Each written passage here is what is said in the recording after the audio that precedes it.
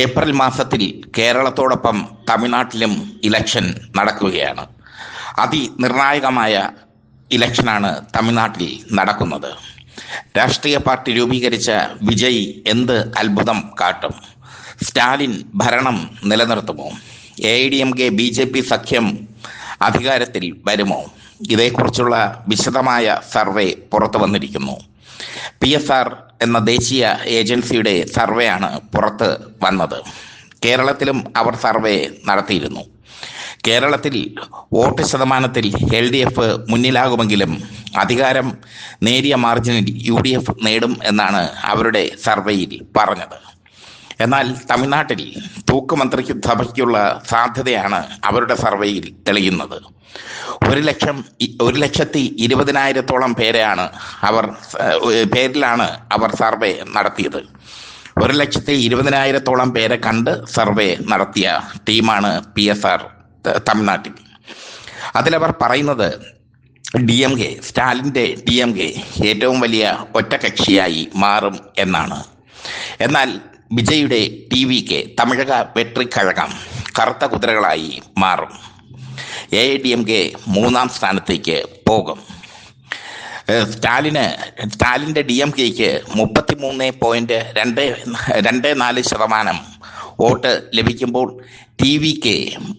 വിജയുടെ TVK 30.12% vote നേടും. AIDMK BJP സഖ്യത്തിന് 26.88% വോട്ടേ ലഭിക്കുകയുള്ളൂ.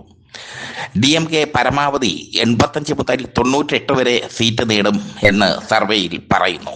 അതായത് DMKക്ക് കേവല ഭൂരിപക്ഷം, DMK മുന്നണിക്ക് കേവല ഭൂരിപക്ഷം ലഭിക്കുകയില്ല. കഴിഞ്ഞ തവണ 159 സീറ്റാണ് DMK നേടിയത്. അവിടെ നിന്നാണ് 85 മുതൽ 98 വരെ സീറ്റിലേക്ക് കൂപ്പുകുത്തി വീണിരിക്കുന്നത് സർവേയിൽ DMK. വിജയുടെ TVK 70-നും 78-നും ഇടയ്ക്ക് സീറ്റ് നേടും. AIDMK BJP സഖ്യം 63-നും 72-നും ഇടയ്ക്ക് സീറ്റ് നേടും. ഒരു ബദലിനെ കുറിച്ച് തമിഴ്നാട് ജനത ചിന്തിച്ചു തുടങ്ങിയിരിക്കുന്നു എന്നർത്ഥം. കമൽഹാസനും വിജയകാന്തും ഒക്കെ പാർട്ടി ഉണ്ടാക്കി തമിഴ്നാട്ടിൽ. അവർക്കൊന്നും ഇല്ലാത്ത സ്വീകരണം വിജയ്ക്ക് ലഭിക്കുന്നു എന്നാണ് സർവേയിൽ തെളിയുന്നത്. വിജയെ കാണാനുള്ള ആരാധകരുടെ തിക്കും തിരക്കിലും പെട്ട് ആരാധകർ മരിച്ചതൊക്കെ വലിയ വാർത്തയായി മാറി.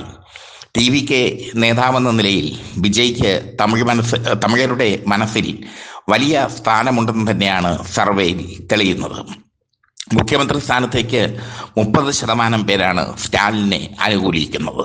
വിജയെ 27% പേർ. 4ാം സ്ഥാനം എടപ്പാളി പളനിസ്വാമിക്കാണ്. AIDMK നേതാവ് എടപ്പാളി പളനിസ്വാമിക്ക്. 5ാം സ്ഥാനം BJP നേതാവ് അണ്ണാമലയ്ക്കാണ്. ഉദയനിധി സ്റ്റാലിൻ ഇവിടെയൊന്നും ഒരു സാന്നിധ്യം പോലും ആകുന്നില്ല. സ്റ്റാലിന് ശേഷം DMKയുടെ അമരക്കാരനാകേണ്ടത് ഉദയനിധി സ്റ്റാലിനാണ്.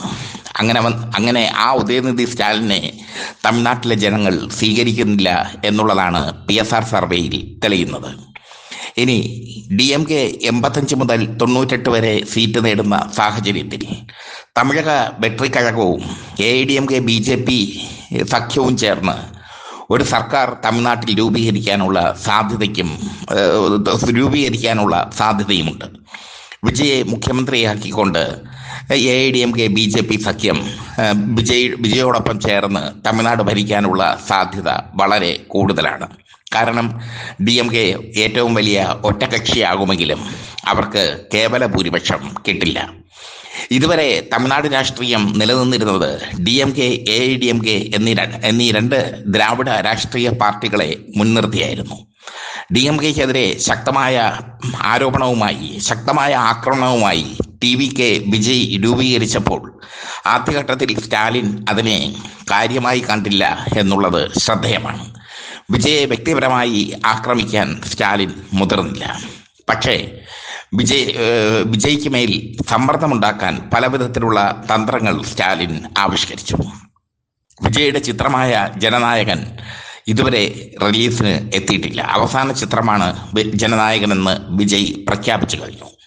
ആ ചിത്രം റിലീസിന് എത്താത്തതിന് പിന്നിൽ സ്റ്റാലിന്റെ കരങ്ങളുണ്ടെന്നാണ് സാധാരണക്കാരായ തമിഴ് മക്കൾ വിശ്വസിക്കുന്നത്. എന്തായാലും തമിഴ്നാട് രാഷ്ട്രീയത്തിൽ വിജയ് കറുത്ത കുതിരയാകുമെന്ന് ഉറപ്പായി കഴിഞ്ഞു. ഒരു ബദൽ ശക്തിയായി വിജയ് മാറുന്നു. വിജയകാന്തിനും കമൽഹാസനും കഴിയാത്തത് വിജയ് കരസ്ഥമാക്കിയിരിക്കുന്നു, നേടിയിരിക്കുന്നു. ഇതാണ് PSR മാർക്കറ്റ് റിസർച്ച് ടീമിന്റെ സർവേയിൽ തെളിയുന്നത്.